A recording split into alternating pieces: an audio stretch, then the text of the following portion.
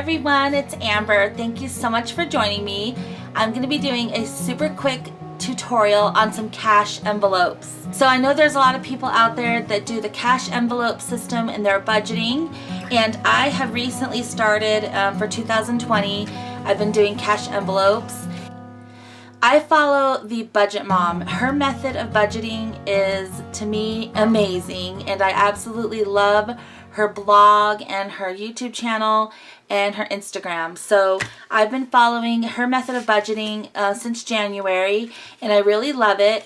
So she offers cash envelopes on her website, and she offers all kinds of tools and things like that. So definitely check it out. I'm going to link all of her information below. I've had some requests on Instagram and here on YouTube to make some handmade cash envelopes. So I, of course, make mine. So here's the wallet that I have, and this is like a dupe of the Filofax wallet. It's got like the rings right here. So this is cheaper, and I put paper in here to cover up my personal information, but this is the, I can't remember the name of it, but I'll link this exact one below. You can get it. Wallet, which I absolutely love. I've been using it. My sister Ginger and my sister Bree, we're all like budgeting queens right now. We love having our budget meetings. Of course, lately we haven't been able to because of the social distancing, but we all have this wallet. We all love it, and I've made my own cash envelopes, as you can see here. These are getting a little torn up, but I've been using these for 4.5 months now, and I absolutely love this system. I have never saved so much money in my life, and I just am so aware of my spending. But anyway, it's not a video about budgeting. It's really a crafty video about how I create these cash envelopes. So again, this is the wallet, and this actually comes in and out, this little piece here. But I love this because the Filofax wallet is more than double the price of this one, and we love this one.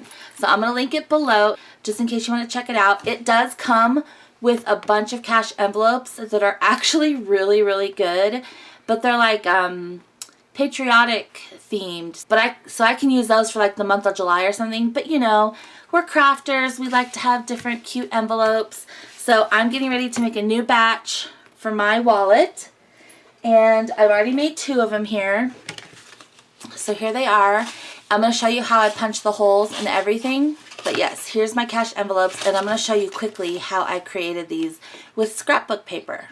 So the supplies you're going to need to make an envelope is a paper trimmer, some adhesive, a bone folder, a pair of scissors, and of course some scrapbook paper, and optional a corner rounder. So I'm using this Antique Street by Craftsmith paper pad. I absolutely love this paper. I'm pretty sure I've just been hoarding it because I love the print so much. I just broke into it. I took the label, or I took the sticky things off the side, and that's how I made those 2 envelopes I just showed you, and we're going to make another one right now. So the first thing you're going to do is you just need to get a piece of scrapbook paper and cut it down to 8.5 by 8. So here is 8.5 by 8. So this is the size paper you need to make one of these envelopes. It measures 8 inches across and 8.5 inches up and down. So you're going to keep this in your paper trimmer at the 8 across measurement. And you're going to scoot this over to 3 inches. Now instead of closing this and slicing it, you're just going to actually score this. There's a little groove right here in your paper trimmer. Just gently score that. This Craftsmith paper likes to rip a little bit, so I'm going to be very gentle. Okay, now we've got a 3-inch score. So then you're going to take it out and turn it around this way. So now this 3-inch score line is going to go on the right side. And put this in at 1.5 inches. Gently score that. Okay, so now you've got a score line at 1.5, and then over here, if you flip it around, you've got a score line at 3. So now you're going to take this and turn it this way. So your 3-inch score line is going this way and your 1.5 is going this way. You're going to put this in at 1 inch and score.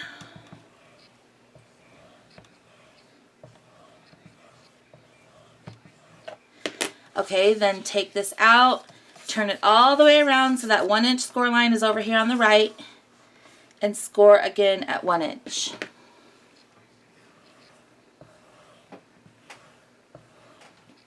So that's all the scoring you're going to have to do. Okay, so I hope that you can see all the score lines. I tried to fold on them a little bit so it's easy for you to see. So we've got all these different score lines, and they make little panels because of where the 2 score lines meet. They make little squares and rectangles. So the first thing we're going to do is this little rectangle here, right there. You don't need that at all. Cut on the left side of that score line. And just cut this out. So cut there.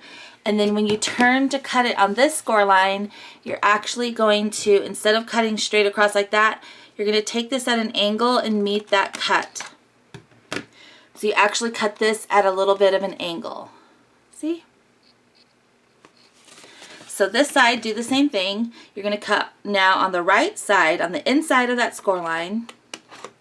And then over here, to meet that cut, you're going to cut in at an angle.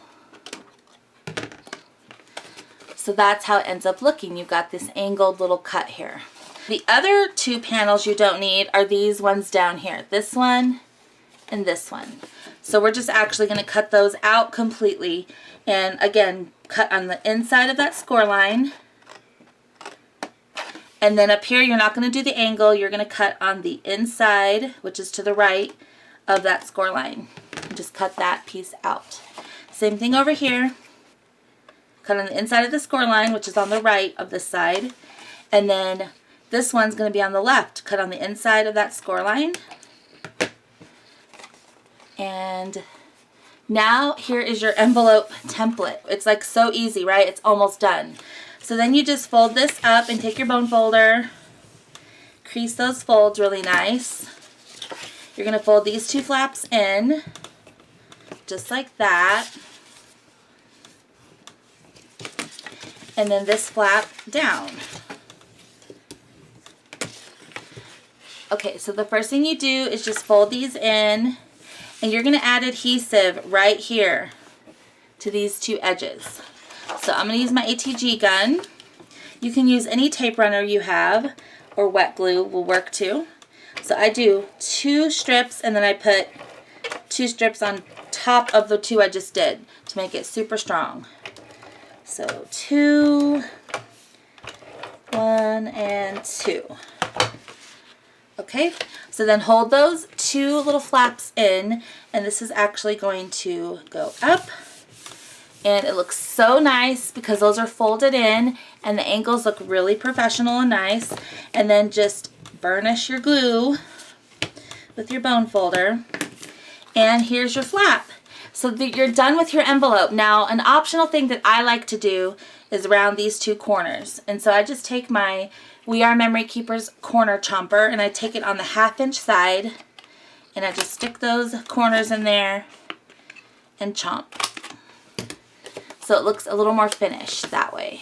So now I've got 3 new cash envelopes to put into my wallet. So I'll show you, it fits money perfectly in there.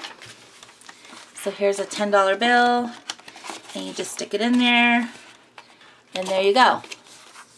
So something else you could do with the scraps is you can cut this down, and I'll tell you the dimensions.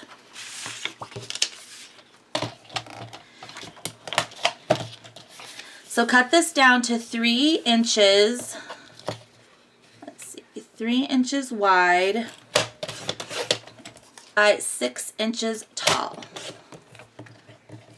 And so as long as this is single-sided, you can go ahead and make this your little ledger for all your transactions. You can draw lines on here, and it's just like a cute decorative piece that you can stick into your envelope to keep track of all your transactions.